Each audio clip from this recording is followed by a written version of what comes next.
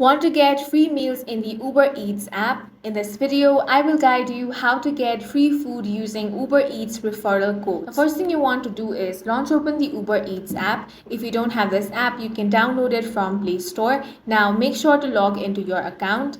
Once you have been logged in, tap on the account icon at the bottom right corner, then select the promotions option. Now you have the option of zero delivery fee on eligible order. For this, you need to be subscribed to Uber One. If you want that, you can try it. If not, then there are option of get deals. Tap on that, which will take you to the offers page. Now you will find different offers over here. You can select whichever it is that you prefer. You might also get the offer of $10 off your order. To find a unique referral code, you can share that code with friends. If they place their first Uber Eats order using it, they score a discount and you receive a credit towards your next purchase. And in this way, you can get discounts and free food using Uber Eats codes. And that's it for this video. If you found it useful, make sure to hit the like button and subscribe for more videos like this.